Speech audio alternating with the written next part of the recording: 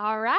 Hi, everyone. Welcome back to the podcast. I'm so excited to have Lyss Morton here with me today. And she is going to share kind of how she got started in her business and then how she's really connecting and helping other moms start businesses. So I'm really excited to dive into the conversation. So, welcome. Thank you for having me, Robin. I'm excited to be here.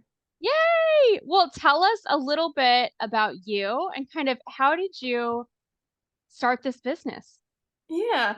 So my name's Alyssa. I've got two little girls. They're 1 and 2, and I'm 26. I just turned 26 in January, and I've built 5 businesses in the last 2 years. I quit my 9 to 5 job. I wrote a book. We've got a podcast. We've got a lot of things moving over here. Whoa, whoa, And whoa. Hold on, hold on. You built 5 businesses in 2 years? yeah. Oh my gosh, that's incredible. Thank you. That is Yeah. incredible. We didn't waste any time, but we started in the same boat, as I think a lot of your audience probably is. I was working in office. It was 4 foot by 8 foot wide, no windows. I'd walk in and there'd be mouse droppings on my desk, the lights that would give you migraines. And I worked in that office for 10 years of my life. So Wow. it was pretty abrupt that I decided I wanted to leave and I wanted to do something more. I was pregnant at the time. And now we've got businesses that we love. We're doing things that we never thought were possible. And I'm showing my girls in the process that they can do stuff too. They don't have to succumb to everybody around them. I know a lot of the people in our circle, they're be realistic, you need to work a pension and live paycheck to paycheck. And that's not the lifestyle I want to create for my kids. And we're doing it. Yeah. Oh, that's amazing. Okay, so take me back to what was the job you were in? And then what was your final okay, this is it. Enough's enough. I'm getting out of here. Yeah. So I started, it was my uncle's chiropractic office when I was literally 13. And I was doing filing and I worked my way up pretty much as tall as I could get in that position. So I started as a receptionist and then I was doing filing. I was the office manager doing medical billing, patient education, everything. And he had sold the business and somebody else took over. And that's when I really started to work up the ranks a little bit more. But I realized very quickly that that was as far as I could go in that position. And for years, probably 3 years, I was having the conversation with my boss and I'd be like, what's next? What do I learn now? What are we doing? Do you have any goals? And he was very complacent. He was, getting, I guess, a fair amount of money for his business and he was comfortable living on that. He also had rich parents. So that was part of it too. I think that he just didn't want to work more.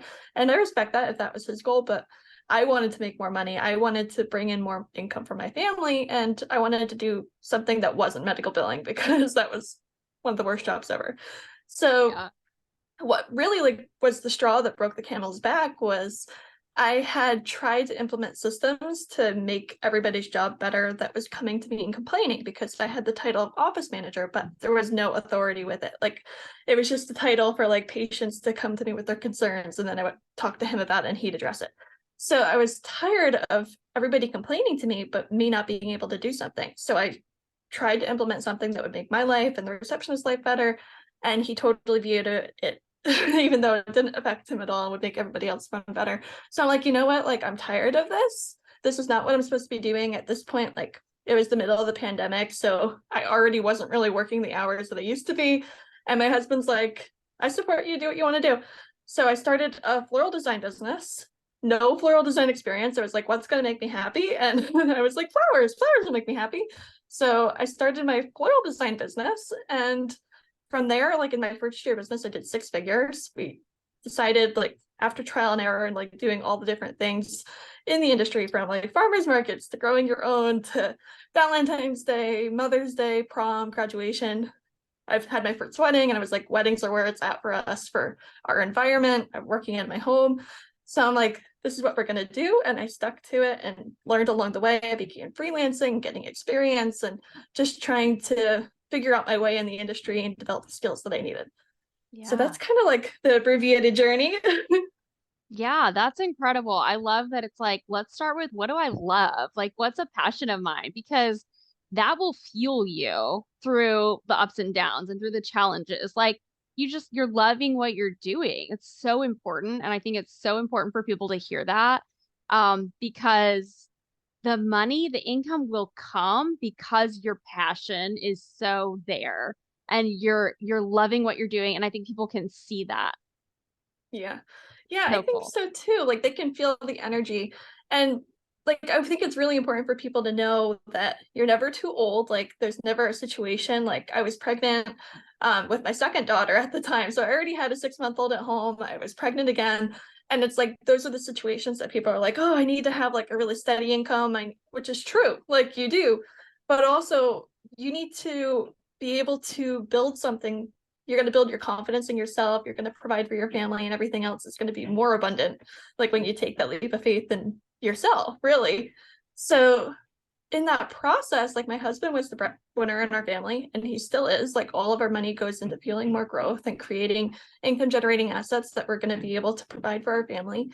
Mhm. And that's like what we've established for ourselves. But I think it's important that they have those conversations with their spouse too, if they're married or if they're single, figure out what they're able to manage, and then just start taking baby steps. Yeah. So what were some of the like the first steps that you took when you decided, okay, I'm gonna start this business? Like, do you remember what was your mindset like? What were you thinking and kind of what were the next steps for you? Yeah, I was legit. I had pretty much I established the LLC. I got everything situated and I wanted to launch in time for Valentine's Day. So I did. I just posted like in our community Facebook page. I was like, "Hey, I've got bouquets available for sale." I spent more money on flowers than I think I made, but I got started, and I think that that was like one of the biggest lessons I learned early on is that like it's okay if it's messy. You're going to get better every time that you do something. And then like I had a lot of imposter syndrome because I had no experience in the industry whatsoever.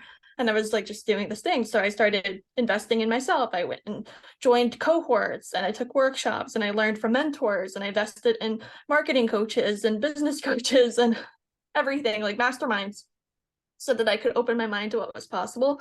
And I began freelancing, working with other people so that I could establish my skill sets, get better, improve, learn their systems, their behind the scenes.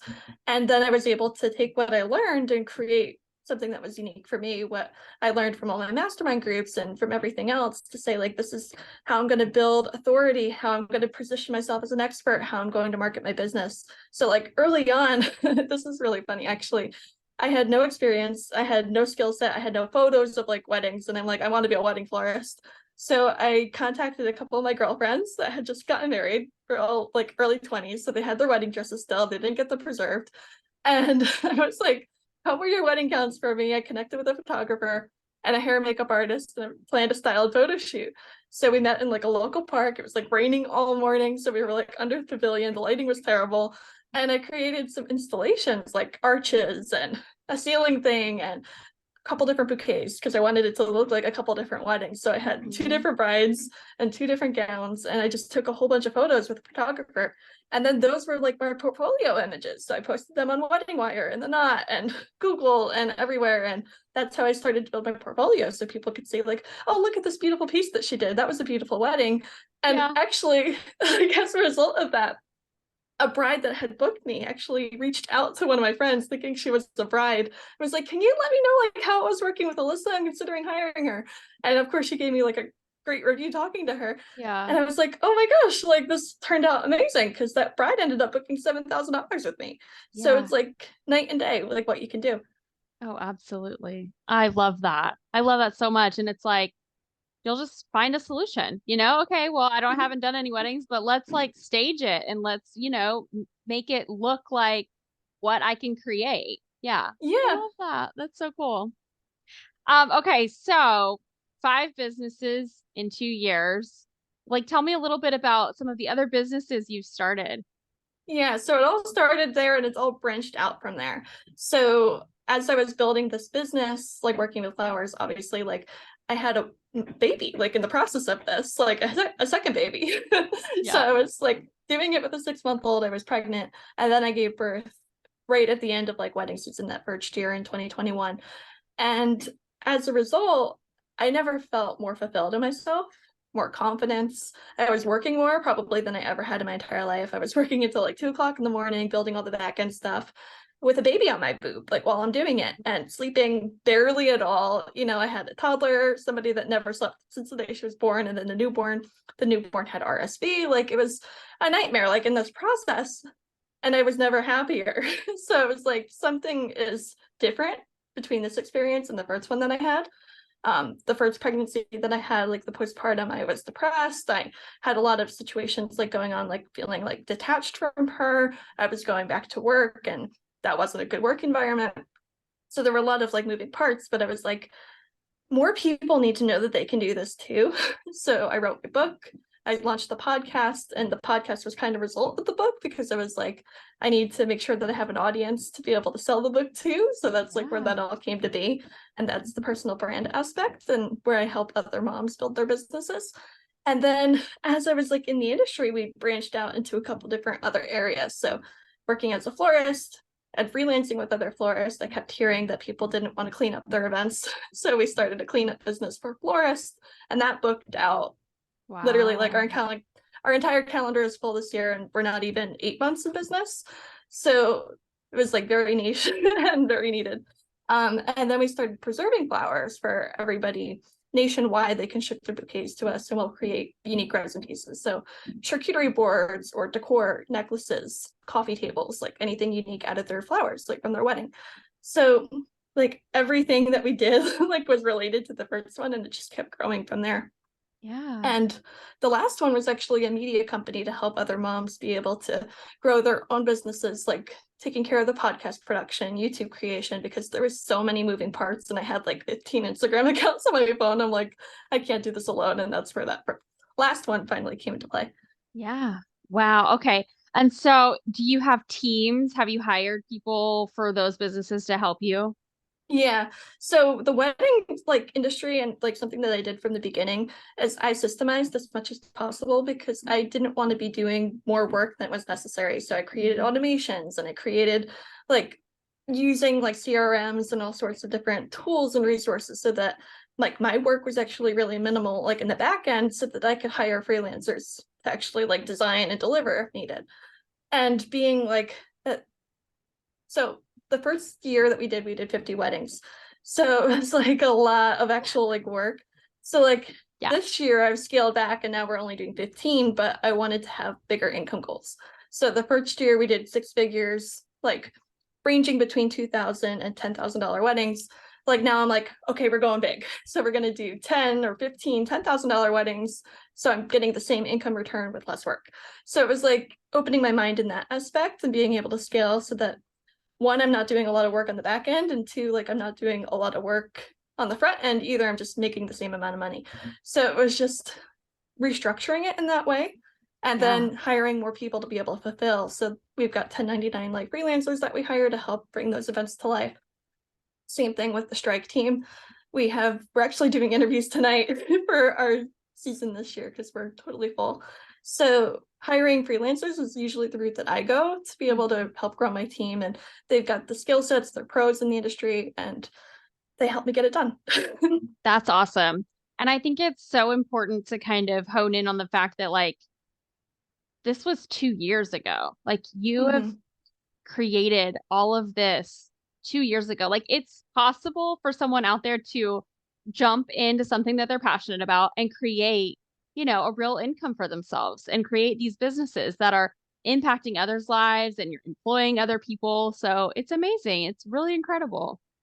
You. And I think Yeah. it's like important to like note, like everything can evolve, like you can evolve, you can change. So it's like you might have these amazing ideas that you want to jump on, and then like you might feel like it's not aligned to you anymore. And that's like something that's like I'm realizing, it's like, what are my actual goals? Because it's like I started and I'm like, okay, we just got to go, like keep running. And it's like, wait, but my family goals, like my personal goals, like I want to make sure that I'm spending time with my girls. I want to be able to travel and spend time with them. And it's like if I'm just working every weekend, I'm not fulfilling that goal either. So it's like, how much money do we actually need to make to live the lifestyle we want to live? And believe it or not, like that's not $1 million. Like we could Yeah. be happy on 500,000. So it's like figuring out like, okay, maybe I don't need to keep the media company anymore. Maybe I Mhm. don't want to do that because it's not aligned, because that's a lot more work that I don't want to take on. So it's like Yeah. realizing like you're not failing if you're feeling like something's not aligned for you anymore. You could put more effort into something else. And it's beautiful like when you're an entrepreneur like that because you can do Yeah. whatever feels right for you. I love that so much. And it gives people the freedom to, explore and okay, well, I actually do get to choose. I think it's hard sometimes, especially when you've worked at another company for so long, you've worked in corporate America for so long, you have this different mindset. And it's really, sometimes it's hard to shift and actually like know that you're in control and you Mhm. get to decide. So I love that. Okay. And so one of the more recent ones is that you help other moms create their own businesses. So tell me about that. Like, how do you do all that? Yeah. So the first thing I did is I was working with a coach and I wrote my book. And that's like the best way that like you could take action today and start your business is go get it on Amazon. It's called Welcome to the Room Mama. And it's the mompreneur's guide to getting out of your head, ditching the mom guilt and building a successful business. Because as I was building my businesses, I felt like there were a lot of mindsets that came up and Yeah. limiting mindsets at that we had to shift.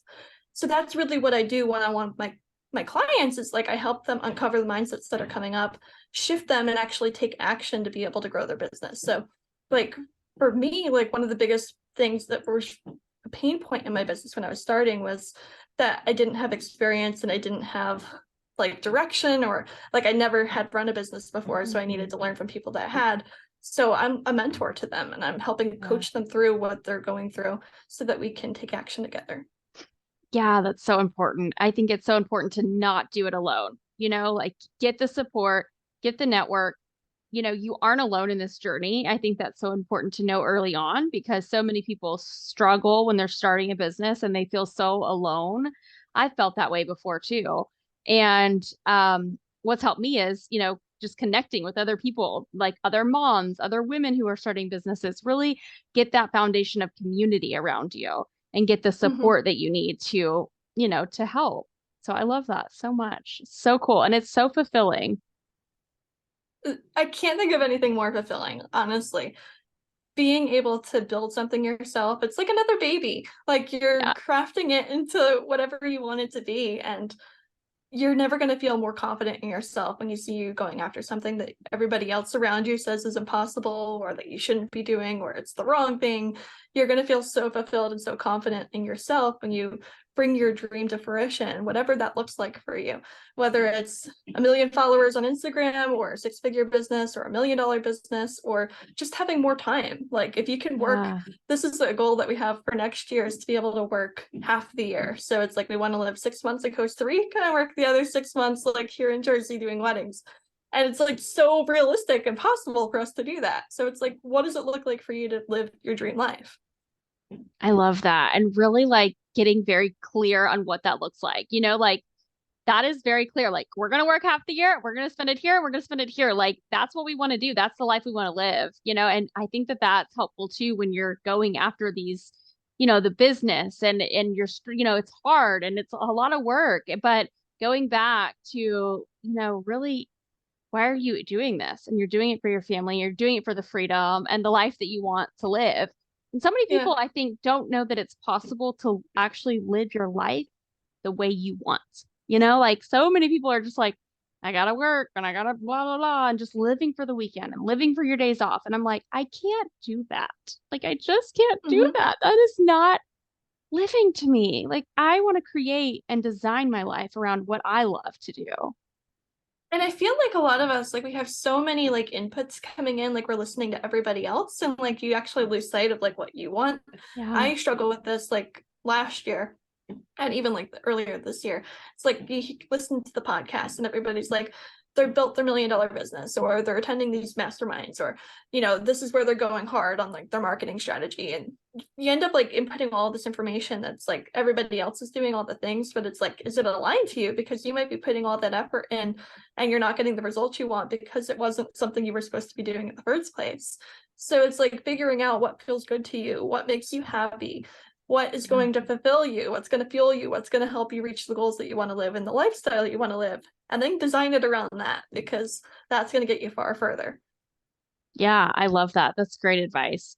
Um, and what advice would you give a mom out there that, is really like wanting to do something, but they just have no idea like what, like they're in the job, they don't really love it, but like they're not sure what they're really passionate about to create a business. Kind of like, where do you start with that?